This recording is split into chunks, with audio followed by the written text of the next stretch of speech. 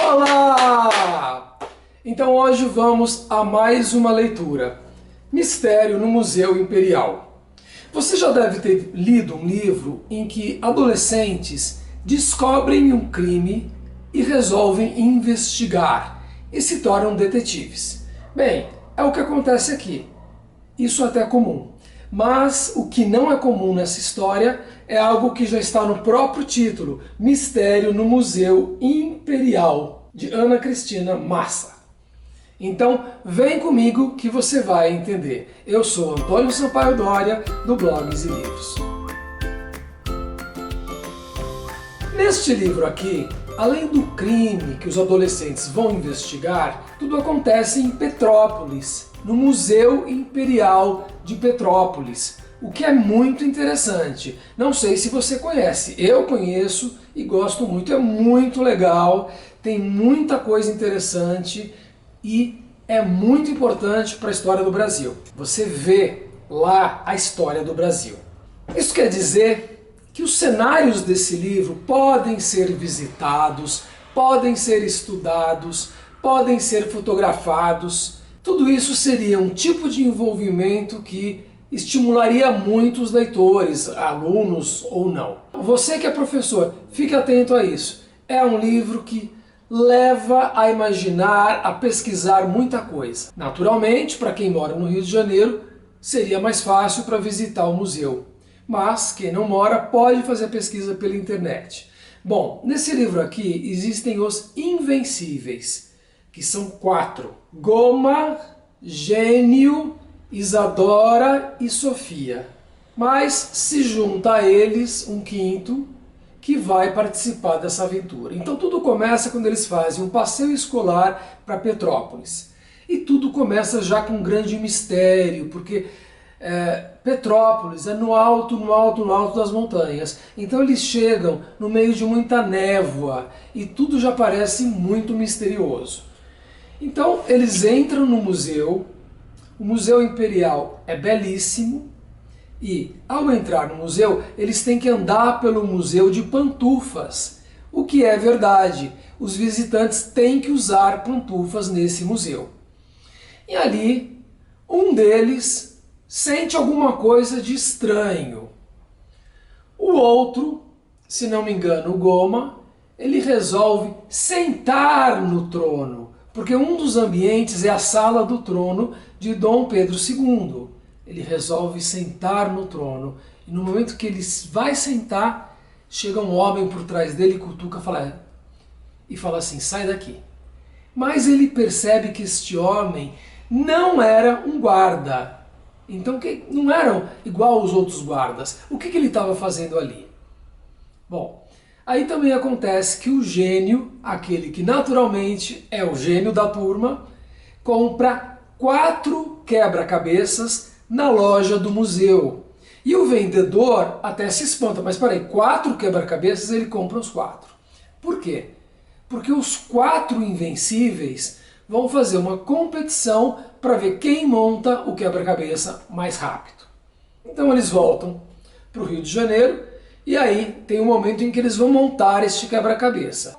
Que quando eles montam, eles começam a perceber algo de estranho.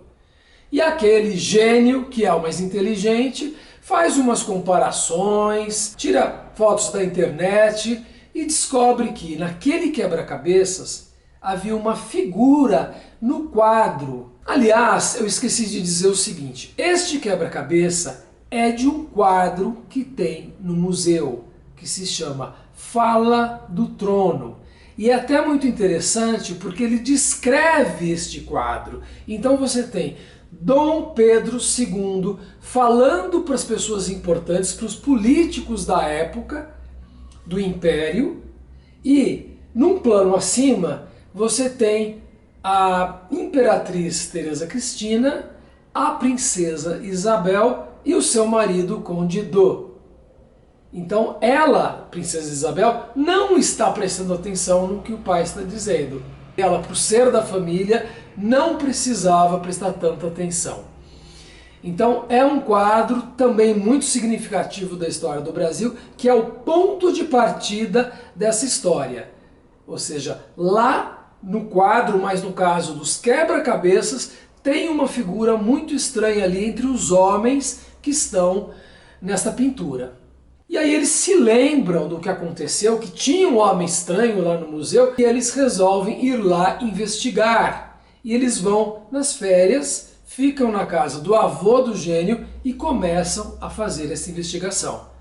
Vão lá no museu, passeiam outras vezes, até que eles vão descobrir tudo o que aconteceu. Perceba que no início tudo parece assim que se trata de um fantasma que apareceu naquele museu, que apareceu no quebra-cabeças, mas eles querem investigar. Este livro começa com um ar assim meio sobrenatural, mas como é uma investigação, eles realmente vão descobrir o que está acontecendo neste museu. No decorrer da história, eles vão conhecer uma série de ambientes desse museu, eles vão passar por esses ambientes que são muito bonitos. Então, isso vale uma pesquisa. A sala do trono, a sala de música, o gabinete de Dom Pedro II, a carruagem de gala de Dom Pedro II. A gente passa a conhecer melhor Petrópolis e o Museu Imperial. Então, assim, tem muito campo para pesquisa,